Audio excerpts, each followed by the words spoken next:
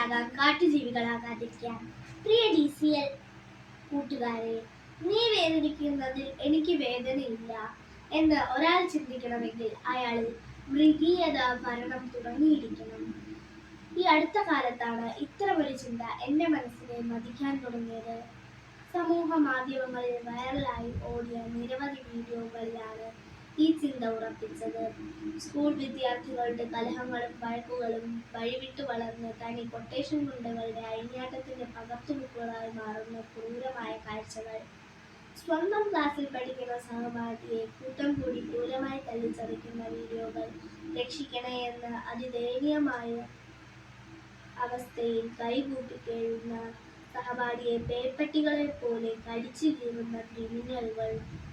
എങ്ങനെ സാധിക്കുന്നു ഇതുപോലെ പെരുമാറാൻ? എന്തിനു വേണ്ടിയാണ് കൂട്ടുകാരെ ഇതുപോലെ തല്ലിക്കൊല്ലുന്നത്? മുമ്പെങ്ങുമില്ലാതിരുന്ന ഇത്തരം ക്രൂരതകൾക്കുള്ള കാരണങ്ങൾ മനഃശാസ്ത്രജ്ഞന്മാർ ഗൗരവമായി അന്വേഷിക്കുന്നുണ്ട്. സാമൂഹിക മാനസിക ഘടകങ്ങൾ. കൗമാരക്കാർക്ക് സ്വന്തം ഐഡന്റിറ്റി കണ്ടെത്താനുള്ള വ്യക്തതയുണ്ട്. സുഹൃത്തുക്കളുടെ ഇടയിൽ സ്റ്റാറ്റസ്, പോപ്പുലാരിറ്റി, പ്രണയം, പഠനം എന്നിവയിൽ മത്സരമുണ്ടാകുമ്പോൾ ചെറിയ കാര്യങ്ങൾ പോലും വലിയ ശത്രുതയ്ക്ക് കാരണമാകും. വീട്ടിലെ പ്രശ്നങ്ങൾ, വഴക്ക്, ആരും സ്നേഹിക്കാനില്ല എന്ന തെറ്റിദ്ധാരണ, അമിത സമ്മർദ്ദം തുടങ്ങിയ പലരും സ്കൂളിലേക്ക് കൊണ്ടുവരുന്നുണ്ട്. ചിലർക്ക് വൈകാരിക നിയന്ത്രണത്തിനുള്ള ഒരു പരിശീലനവും വീട്ടിൽ കിട്ടുന്നില്ല.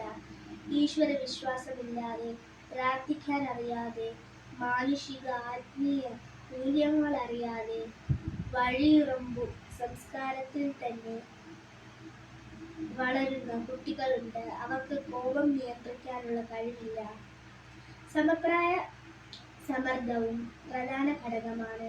കൂട്ടുകാരുടെ ഗ്രൂപ്പിൽ ഒരാൾ അക്രമാസക്തനാണെങ്കിൽ സ്വന്തം വ്യക്തിത്വമില്ലാതെ മറ്റുള്ളവരും അത് അനുകരിക്കും.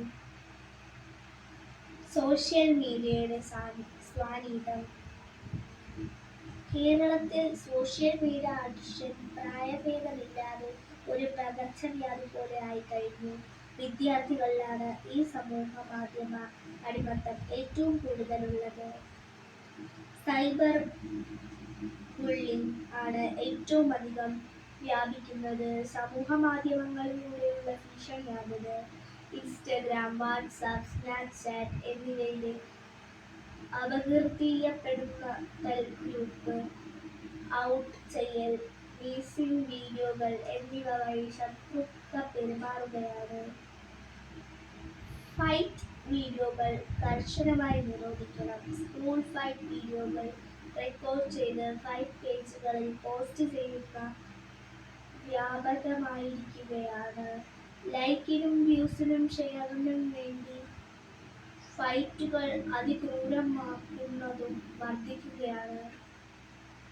അൽഗോരിതം ഇഫ്താറാണ് ഏറെ ശ്രദ്ധിക്കേണ്ട മറ്റൊരു കാര്യം. വയലന്റ് കണ്ടന്റ് തുടരെ കാണുന്നയാൾക്ക് കൂടുതൽ വയലന്റായ വീഡിയോകൾ തന്നെ ലഭിക്കുന്നു.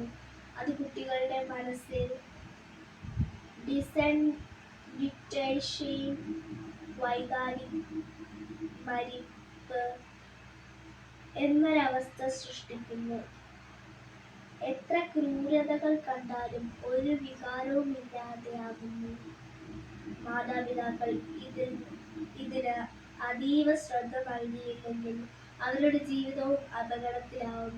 പ്രിയ കൂട്ടുകാരെ, ഇതുമാത്രമല്ല, വീഡിയോ ഗെയിമുകളും അത്യന്തം അപകടകരമാണ്. പബ്ജി, ഫ്രീ ഫയർ, GTA തുടങ്ങിയ ചതിയൻ ഗെയിമുകളിൽ കൂട്ടുകാർ ഒരിക്കലും കുടുങ്ങരുത്. അവ മാരകമായ കുരുക്കുകൾ തന്നെയാണ്.